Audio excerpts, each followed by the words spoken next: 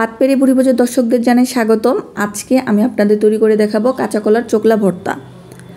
এটা আমি সম্পূর্ণ পেঁয়াজ রসুন ছাড়া বানাবো, তবে এটার টেস্ট এত সুস্বাদু, এত মজার হয়, আপনারা জাস্ট বাসায় একবার তৈরি করে দেখবেন। প্রথমে আমি কাঁচা কলার চোকলাগুলোকে আলাদা করে সিদ্ধ করে নামিয়ে ঠান্ডা করে রাখবো।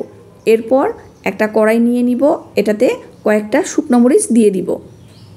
এটাকে আমরা যেভাবে ভর্তার জন্য শুকনো মরিচ বেশি করে ভাজি ওরকম ভেজে নিব, কিন্তু এই ভর্তার একটা অন্যতম সিক্রেট জিনিস, সেটা হচ্ছে কালো জিরে। কালো জিরে দিয়ে ভর্তা তৈরি করলে খুবই মজা লাগে, আর কালো জিরে আমাদের স্বাস্থ্যের জন্য খুবই উপকার। ঠান্ডা লাগলে বিশেষ করে, বা মুখে যখন আমরা কোনো কিছু খাওয়ার রুচি পাই না, তখন এই ভর্তাটা তৈরি করে খেলে আমার মনে হয় মুখে স্বাদটা একটু ফিরে আসে। কিন্তু এই কালো জিরাটা বেশি ভাজা যাবে না, তাহলে একটু তেতো ভাব চলে আসে। এটা জাস্ট একটা সুন্দর গন্ধ ছাড়বে, একটু ধোঁয়া উঠে আসবে, তখনই এটাকে নামিয়ে পাটাতে বেটে নিতে হবে। আমি ভর্তা পাটাতে বেটে নিতে পছন্দ করি। প্রথমে শুকনো মরিচ আর কালো জিরাটা আমি ভালো মতো বেটে নিব। এরপর যে কাঁচা কলার চোকলাগুলো সিদ্ধ করে রেখেছিলাম ওগুলো আমি একটু সময় নিয়ে বেটে নিব। এই তো সবগুলোকে আমি একসাথে করে বেটে নিচ্ছি।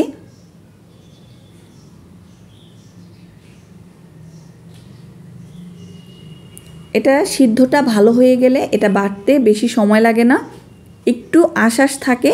আপনারা চাইলে এটাকে দুইবারও বেটে নিতে পারেন। এই যে আমার বাটাটা হয়ে গেছে, এখন একদম মিহি হয়ে গেছে। এই পর্যায়ে আমি তুলে নিব।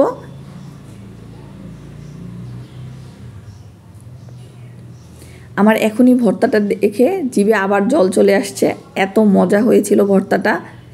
এরপর এটাতে আমি ব্যবহার করব স্বাদমতো লবণ।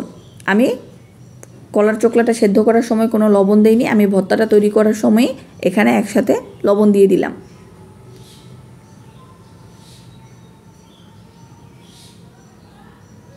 লবণ দিয়ে এটা নেড়েচেড়ে ভালোভাবে মাখিয়ে নিব। এরপরে আমি এখানে সরিষার তেল অ্যাড করে দিব। আপনাদের যার যতটুকু প্রয়োজন ততটুকু নেবেন। আমি এখানে ভর্তার অনুপাতে সরিষার তেল দিয়ে আবার ভালোভাবে নেড়েচেড়ে মাখিয়ে নিব। এখন মনে হচ্ছে যে ভর্তাটার পুরোপুরি স্বাদ চলে আসছে। এই তো তৈরি হয়ে গেল আমার ভর্তা। আপনারা বাসায় এভাবে পেঁয়াজ আর রসুন ছাড়া একবার ট্রাই করে দেখে আমাকে জানাবেন যে এইভাবেও ভর্তা খেতে কেমন লাগে। আমি আশা করি সবার কাছেই ভালো লাগবে। ধন্যবাদ সবাইকে।